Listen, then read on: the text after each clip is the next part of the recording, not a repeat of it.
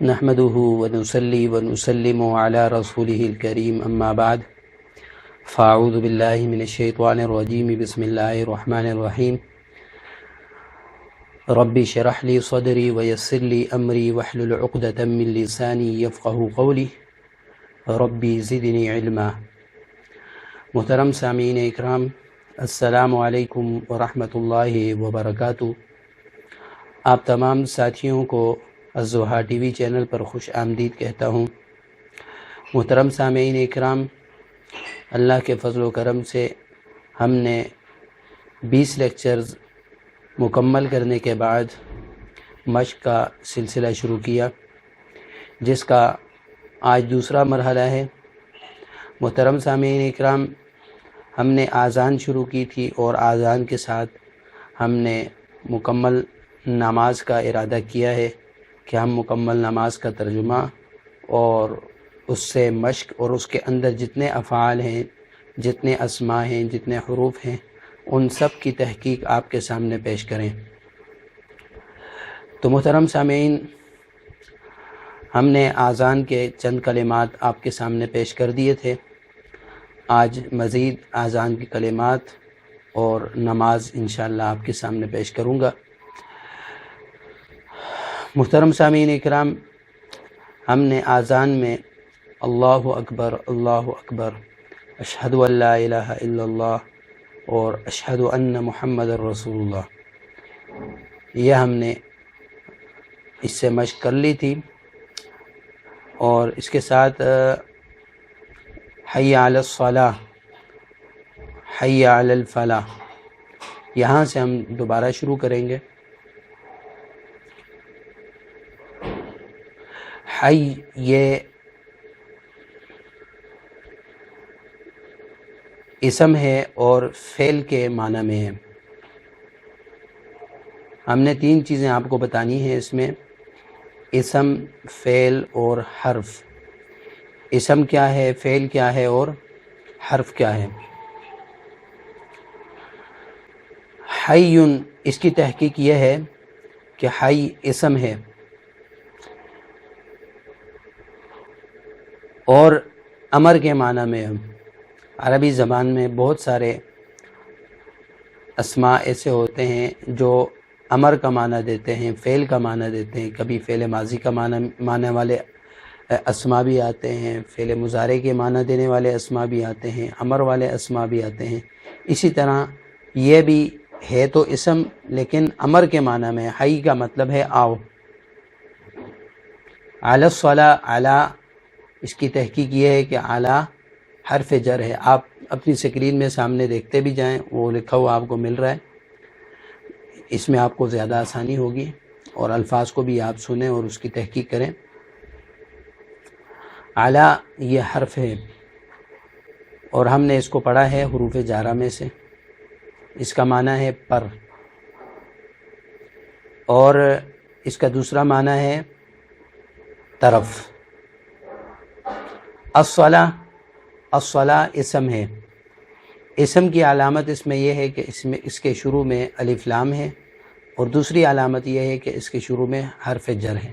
آپ کو اسم کی جو علامات بتائی تھی اس میں سے حروف جارہ کا شروع میں ہونا اور الف لام کا شروع میں ہونا یہ اسم کی علامات میں شامل تھا، تو لہٰذا یہ اسم ہوا۔ کیوں؟ اس کے شروع میں الف لام بھی ہے اور حرف جر بھی آ رہا ہے۔ تو اس کا ترجمہ کیا ہوگا؟ حی علی الصلاۃ، آؤ نماز کی طرف۔ اسی طرح اگلا کلمہ ہے حی علی الفلاح،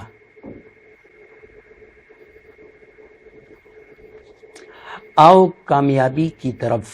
ترجمہ اس کا کیا ہے؟ آؤ کامیابی کی طرف۔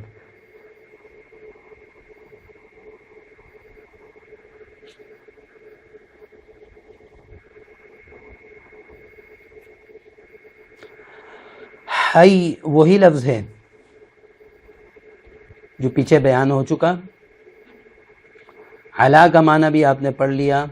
الفلاح یہ بھی اسم ہے، الف لام بھی شروع میں ہے اور حرف جر بھی شروع میں ہے۔ فلاح کا مطلب ہوتا ہے کامیابی، اردو میں بھی یہ لفظ ہم استعمال کرتے ہیں، فلاح انسانی، فلاح انسانیت، فلاحی ادارے. تو فلاح کا مطلب ہوتا ہے کامیابی. آؤ کامیابی کی طرف. اس کی تحقیق بھی ہو گئی. اللہ اکبر اللہ اکبر، اس کی تحقیق پیچھے گزر چکی. لا الہ الا اللہ، اس کی تحقیق بھی پیچھے گزر چکی پچھلے لیکچر میں، وہ آپ دیکھ لیجئے. آگے ہم شروع کرتے ہیں ثنا.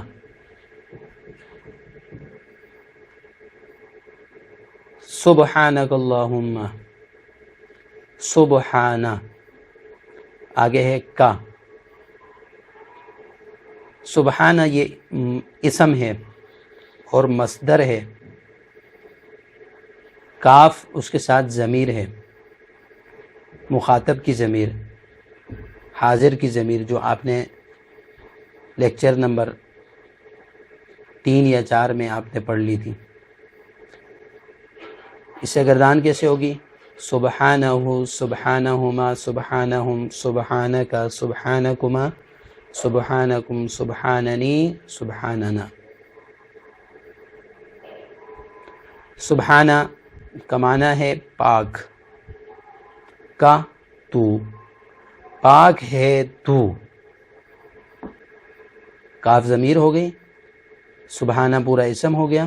مصدر اسم ہوتا ہے، اور اس میں اسم کی علامت یہ ہے کہ یہ سبحانہ جو ہے یہ مضاف ہو رہا ہے اور کاف ضمیر مضاف الیہ ہو رہی ہے. آپ کو ایک اصول اور ایک علامت اسم کی یہ بھی بتلائی تھی کہ مضاف مضاف الیہ ہونا یہ بھی اسم کی علامت ہے. تو یہ مضاف مضاف الیہ بن رہے. سبحانک، پاک ہے تو. اللہم، اے اللہ. لفظ اللہ آ گیا، آگے ہا اور میم. اللہم یہ ندا کے لیے ہو گیا. تو کیا ترجمہ ہوا؟ پاک ہے تو اے اللہ. اگلا کلمہ ہے وَبِحَمْدِكَ. وَبِحَمْدِكَ، با حرف جر ہے شروع میں، اور حمد یہ اسم ہے.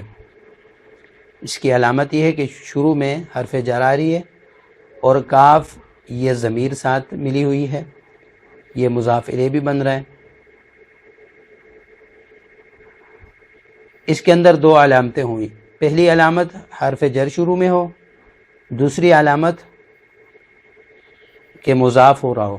تو یہ مضاف بن رہا ہے ضمیر کے لیے، اور حرف جر بھی شروع میں داخل ہے. وَبِحَمْدِكَ، اور آپ کی تعریف،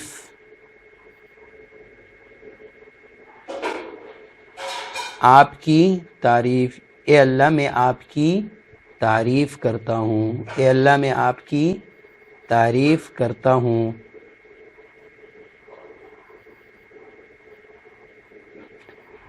وَتَبَارَكَ اسْمُكَ، وَتَبَارَكَ اسْمُكَ،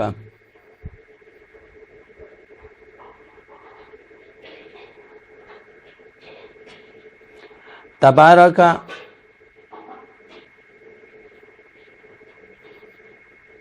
یہ فعل ہے.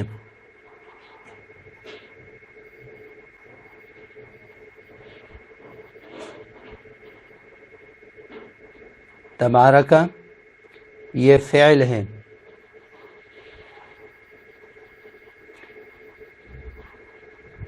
اس کا معنی ہے بابرکت ہے. وَتَبَارَكَ اسْمُكَ، اور بابرکت ہے آپ کا نام، بابرکت ہے آپ کا نام.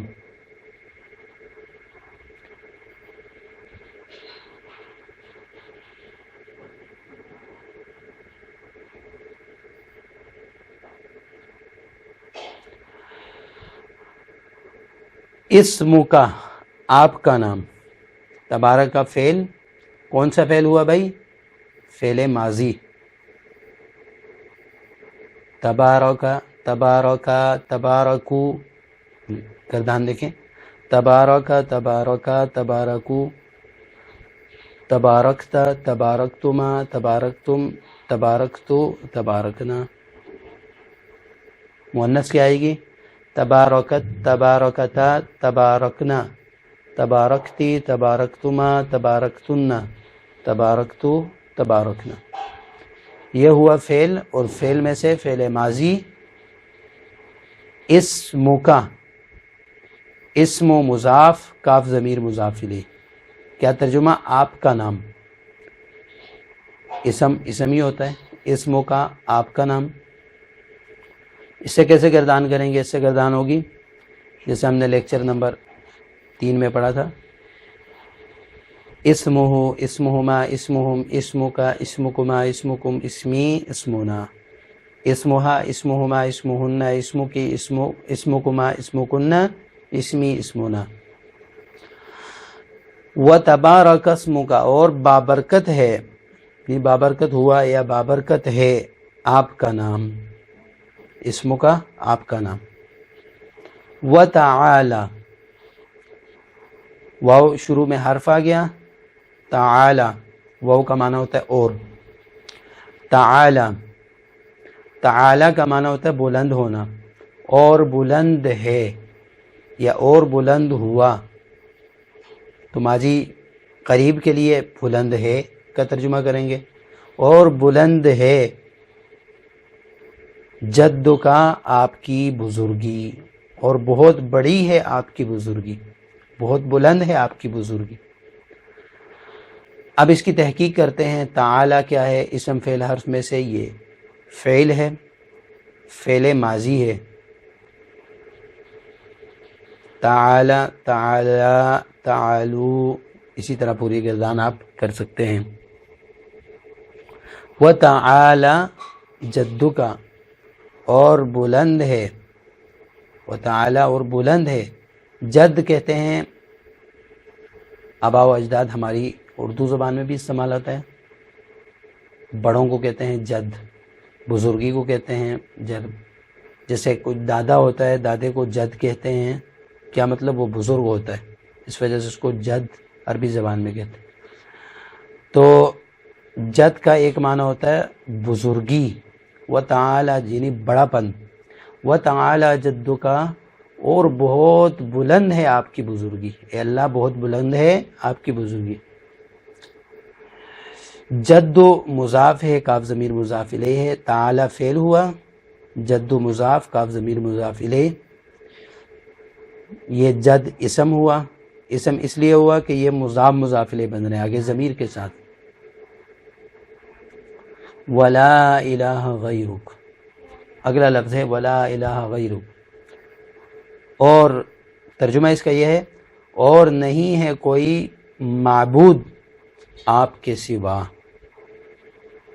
لا الہ کی تحقیق آپ نے پیچھے کر دی تھی، دوبارہ کر کے بتا دیتا ہوں. لا نفی کے لیے ہوا. الہ یہ اسم ہے، الہ کا مطلب ہوتا ہے معبود. غیرک، غیر یہ اسم ہے، آگے کاف ضمیر آ رہی ہے. ولا الہ غیرک، واو شروع میں جو آ رہا ہے وہ حرف ہے. ولا الہ غیرک، اور نہیں، ولا اور نہیں، الہ کوئی معبود، غیرک آپ کے سوا، اور کوئی معبود نہیں آپ کے سوا، صرف آپ ہی عبادت کے لائق ہیں. یہ تو الحمدللہ ہماری مکمل ہو گئی ہے ثنا. اس کی ہم نے تحقیق بھی کر لی اور اس کا ترجمہ بھی کر لیا، اس سے ہم نے مشق بھی کر لی. اس میں سے جو افعال آئے تھے اس کی ہم نے گردان بھی کر لی. تو آپ کے لیے لازمی ہے، اگر آپ صحیح ترجمہ سیکھنا چاہتے ہیں اور خود سے ترجمہ کرنے کی آپ کو اگر لگن اور گڑن ہے، تو پھر آپ کے لیے لازمی ہے کہ آپ بھی اسی طرح لفظ بلفظ اسم فعل حرف کو نکالیں، اور جہاں فعل آئے اس کی گردان کریں اور اس کا ترجمہ دیکھنے کی کوشش کریں. انشاءاللہ ایک وقت ایسا آئے گا کہ آپ خود ترجمہ کرنے پر قادر ہو جائیں گے. تو آج کے سبق میں اتنا ہی. اگلے سبق تک کے لیے دیجیے اجازت. السلام علیکم ورحمۃ اللہ وبرکاتہ.